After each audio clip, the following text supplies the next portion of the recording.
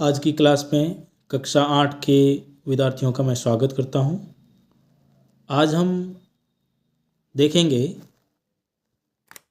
जो प्रश्न पत्र दे रखा है मॉडल पेपर, उसका भाग 4 यानी चौथा भाग देखेंगे, जिसमें हम बड़े प्रश्न लेने वाले हैं। आज हम इससे पहले हमने 3 भाग देख लिए हैं। तो चौथे भाग का पहला प्रश्न है 23वां, निम्नलिखित व्यंजकों के गुणनखंड कीजिए। हमें यहाँ क्या करना है? गुणनखंड करना है और बीजीय व्यंजक दे रखे हैं और इनके गुणनखंड करना है। किस तरह से करते हैं बीजीय व्यंजकों के गुणनखंड? पहला प्रश्न है 49y² माइनस 36। अगर हमारे ऐसा प्रश्न परीक्षा में आए तो कैसे हल करेंगे? तो आपको गुणनखंड करने से पहले सर्व समीकरणें पढ़ी होगी। तो हमारा प्रश्न किस प्रकार की सर्व समीकरण के जैसा दिख रहा है? अगर मैं यहाँ 49 को 7² लिख दूँ, यानी इस पूरे 49y² को हम 7y² लिख सकते हैं। इसी प्रकार 36 को हम जानते हैं 6² लिख सकते हैं। तो अब हम जानते हैं एक सर्व समीकरण से कि a² माइनस b² होता है, वो किसके बराबर होता है? इसका मतलब होता है a प्लस बी और a माइनस बी होता है। तो यहाँ a की जगह 7y है, b की जगह 6 है, तो a प्लस बी और a माइनस बी। तो हमारा जो 49y² माइनस 36 था, उसका गुणनखंड क्या हो गया? 7y plus 6, 7y minus 6। तो इस प्रकार का कोई भी प्रश्न आए तो हम सर्व समीकरण से हल कर सकते हैं। अगला हमारा प्रश्न है, देखिए दूसरा, p² प्लस 6p प्लस 8। यानी प्रश्न दे रखा है p² प्लस 6p प्लस 8। इस बीजीय व्यंजक के गुणनखंड करना है। तो आप यहाँ देख रहे हैं ये द्विघात है, 2 घात में है और द्विघात बीजीय व्यंजक है। इसका हम द्विघात बहुपद है, तो किस प्रकार हम इसका गुणनखंड करते हैं? हम इसके मध्य पद के ऐसे 2 हिस्से करते हैं कि उनका 2 हिस्सों का योगफल है वो मध्य पद के बराबर हो, गुणनफल इस बाह्य पदों के गुणनफल के बराबर हो। कहने का मतलब 6p को हम 4p और 2p में बांट सकते हैं, जिससे इनका योग करते हैं तो मध्य पद के बराबर आए, और 4p और 2p का गुणा करते हैं तो कितना आता है? 4 और 2 का गुणा 8, और p और p का गुणा क्या होता है?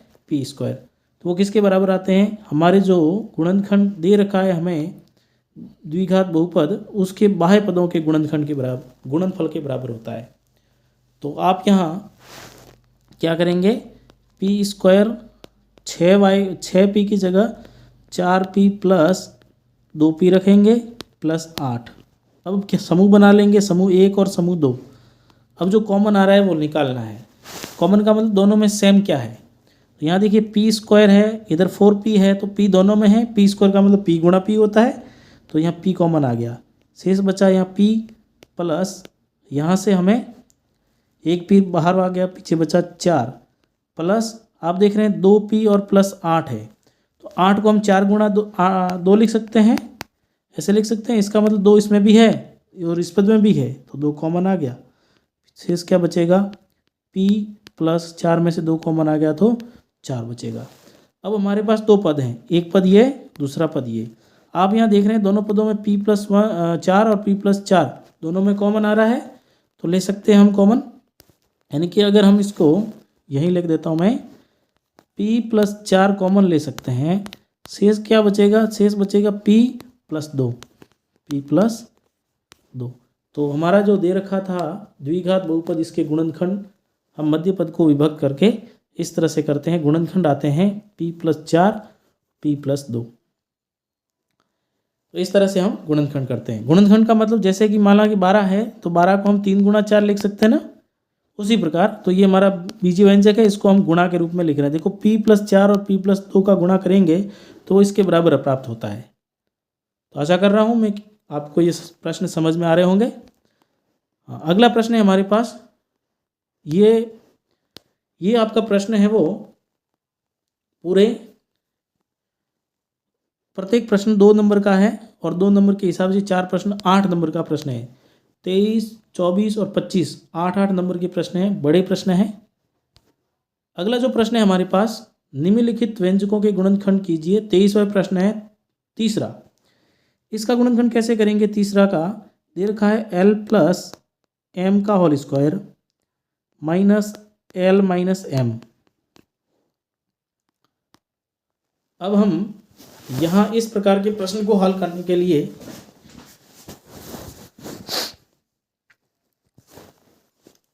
इस प्रश्न में यहाँ आपके स्क्वायर हैं, टाइपिंग मिस्टेक हो गया।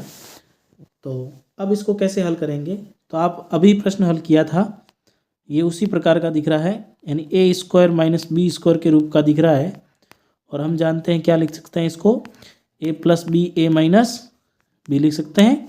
तो यहाँ एल प्लस एम को ए मान लेते हैं और एल माइनस एम को बी मान लेते हैं।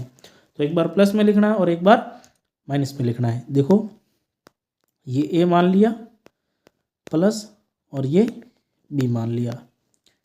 इसी प्रकार ये L plus M A minus B क्या है हमारा, एल माइनस एम। इस तरह से देखो माइनस का एम प्लस का एम कट जाएगा, एल और एल दो जुड़ के 2L हो गया। इसी प्रकार अब यहाँ देख रहे हैं आप एल प्लस एम, यहाँ कोष्टक के बाद माइनस है तो माइनस कोष्टक के साथ गुणा होगा, ये कोष्टक खुलने पर तो ये प्लस माइनस गुणा होके माइनस का एल, माइनस माइनस गुणा होके प्लस एम। तो यहाँ देख रहे हैं माइनस एल और प्लस एल कट गया, तो क्या बन जाएगा 2L, यहाँ है एम और एम जुड़ जाएगा तो 2M हो जाएगा। या हम इसको क्या लिख सकते हैं, 2L और 2M का गुणा क्या हो जाएगा, चर और चर का अचर अचर का। देखो L और M दोनों भिन्न चर हैं तो LM रहेगा, 2 और 2 का गुणा क्या हो जाएगा 4। तो हमारा तीसरा प्रश्न है, इसका जो हल है वो 4LM आएगा। बहुत ही अच्छा प्रश्न है ये।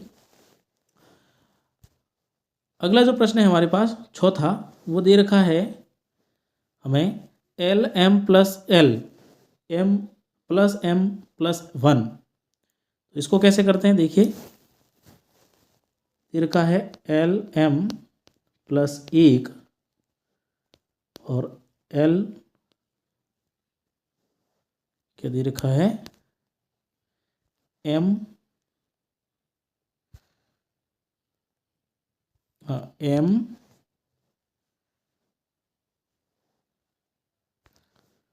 Plus M plus 1। इस प्रश्न को हल करना है। यहाँ आप देख रहे हैं यहाँ L है,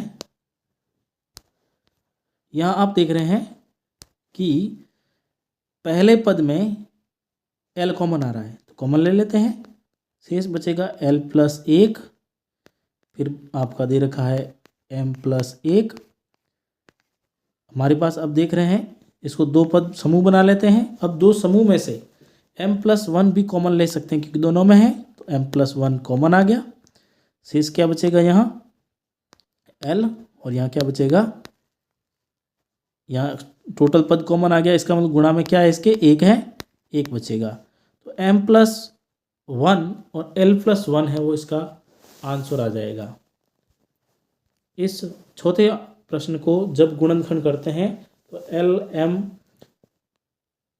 प्लस L और M प्लस 1 में L कॉमन ले लिया, M प्लस 1 रहा, यहाँ पर भी M प्लस 1 रहा, फिर हमारे पास M प्लस 1 भी कॉमन आएगा तो शेष बचेगा L प्लस 1। इस तरह से हम इसको हल कर दें। अगला जो प्रश्न है हमारे पास दे रखा है समांतर चतुर्भुज ABCD। ये हमारा चतुर्भुज दे रखा है ABCD, इसमें कोण A का मान 70 डिग्री है तो दूसरे सभी कोण क्या होते हैं। तो ये समांतर चतुर्भुज है, हम जानते हैं समांतर चतुर्भुज के, हम ये जानते हैं कि समांतर चतुर्भुज के सम्मुख कोण बराबर होते हैं। समांतर चतुर्भुज के सम्मुख कोण कैसे होते हैं, ये आपको याद है प्रमेय से। तो समांतर चतुर्भुज के सम्मुख कोण बराबर है, इसका मतलब ए का सामने वाला सम्मुख कोण क्या होगा, सी होगा।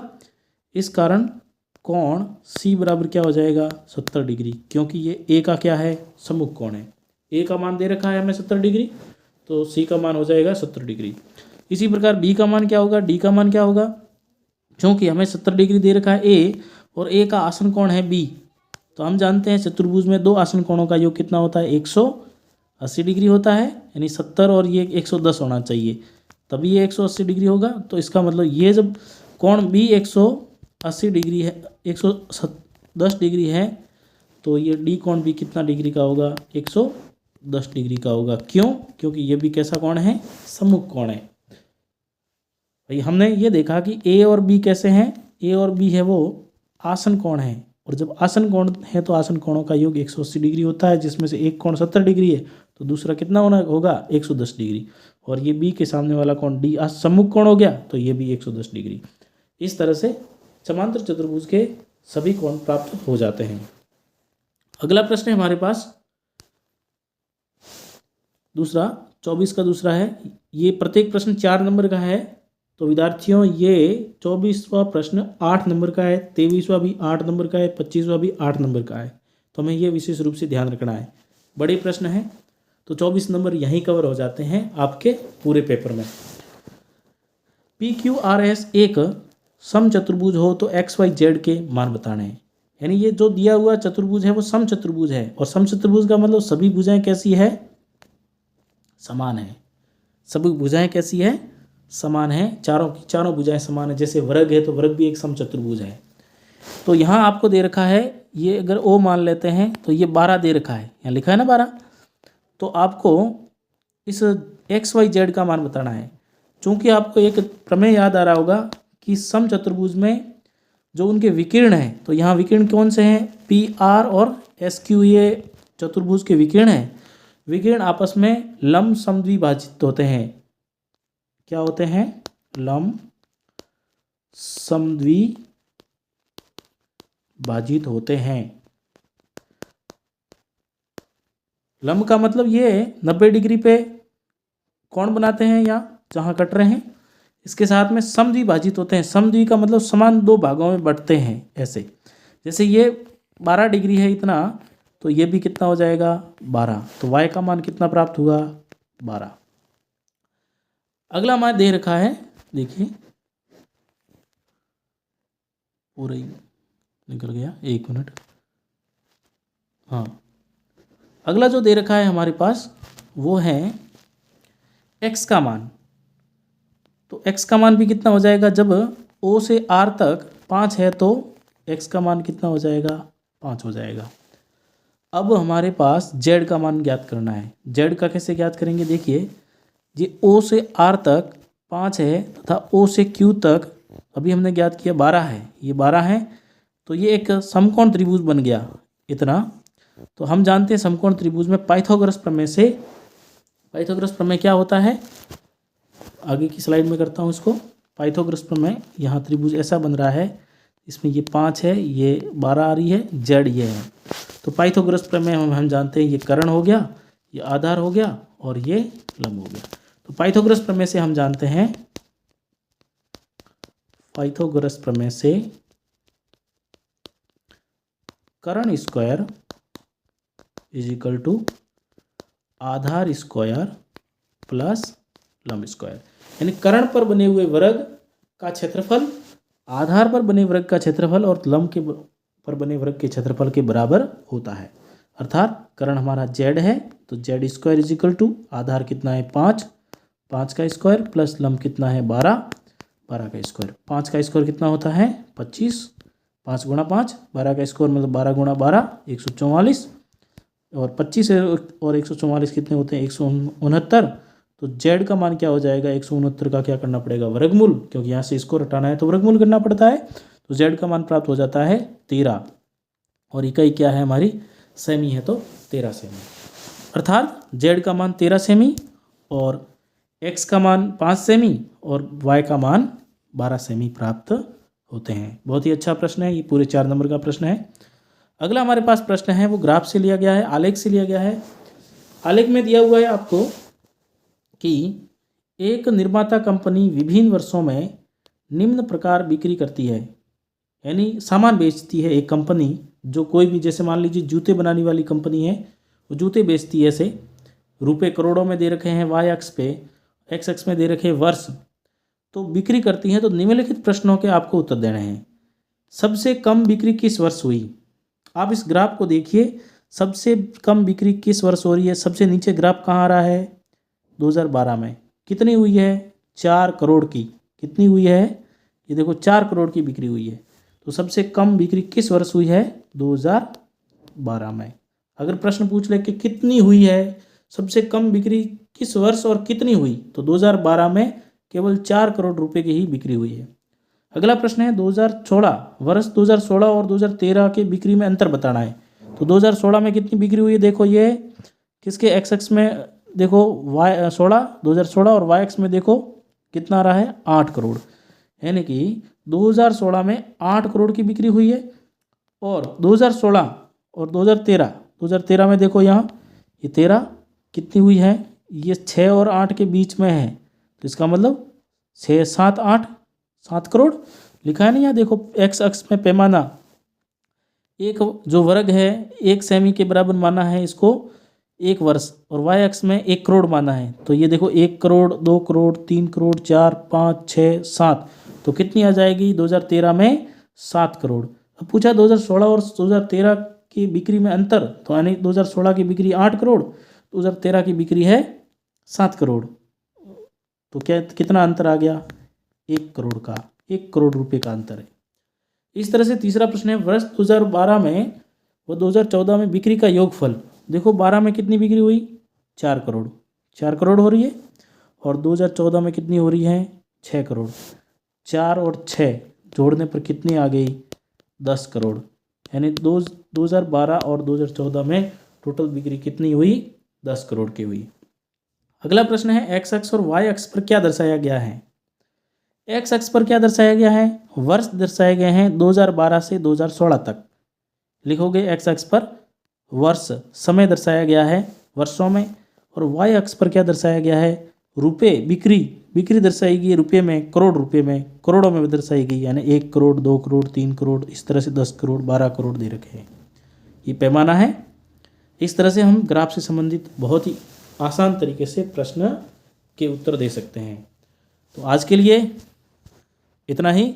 इसके साथ ही कक्षा 8 का एक मॉडल पेपर आज हमने कंप्लीट कर लिया है। तो प्यारे विद्यार्थियों, आप तैयारी करते रहें, और अगली जो क्लास आएगी उसमें एक अलग मॉडल पेपर लेके मैं आऊँगा, और आपकी जो तैयारी है वो बेहतरीन तरीके से हम करते रहेंगे। तो प्यारे विद्यार्थियों, आज के लिए इतना ही। धन्यवाद।